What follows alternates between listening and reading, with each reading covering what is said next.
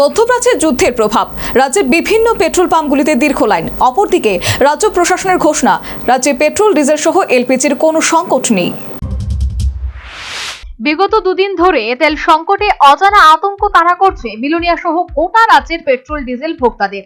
এরই মধ্যে বিলোনিয়া পেট্রোল পাম্পগুলিতে ভোক্তাদের লম্বা লাইন। পাশাপাশি প্রত্যেক ভোক্তারাই তাদের দ্বিচক্র যানবাহন এবং চারচক্র যানবাহন সম্পূর্ণ ট্যাঙ্ক ভর্তি করে তেল নিচ্ছে। যদিও এই বিষয়ে ভোক্তা এবং বিক্রেতারা কেউ কোনো সঠিক তথ্য দিতে পারছেন না। অনেকেই লাইনে দাঁড়াচ্ছেন তেল সংগ্রহের জন্য। যুদ্ধের ব্যাপারে যা দেখতেছি আমরা চারিদিকে বিএসসিতে একই অবস্থা। সকালবেলা যাইলাম এদিক দিয়ে লোক বেশি, তাদেরকে আইতে দেখলাম ওই দিক ইটাতে দেখেছি ইটার তো আরো হিটার বেশি। এখন আবার দিদি যাইতেছে না, এনে তো আছে একটু আপনারা তো তেল ঢুকাইতে আইছেন, হ্যাঁ হঠাৎ করে মানে লম্বা লাইনের মধ্যে দাঁড়িয়ে এসে তেল লইতেছেন, যে কারণটা দেখতেছি যে সবের এক কথা যুদ্ধ লাগে তাহলে।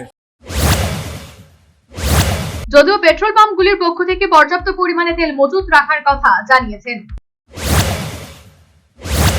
আমাদের পাম্পে অ্যাভেলেবেল তেল আছে। এখন পাবলিকের যার এটা মনের ধারণা আর কি, যে তেল হয়তো সংকট হইতে পারে, কিন্তু তেলের কোনো সংকট নাই, তেল অ্যাভেলেবেল আছে। আপনার এখানে তো আছে। রাজ্য সরকারের পক্ষ থেকে খাদ্যমন্ত্রী মঙ্গলবার জানিয়েছেন, বর্তমান সময়ে রাজ্যে পর্যাপ্ত পরিমাণে তেল মজুত রয়েছে। তারপরেও কেন ভোক্তাদের আতঙ্ক তা কেউ বলতে পারছে না। এখন দেখার বিষয় প্রশাসন এই ধরনের আতঙ্ক দূর করতে কি ধরনের পদক্ষেপ গ্রহণ করে। Bureau report, news vanguard.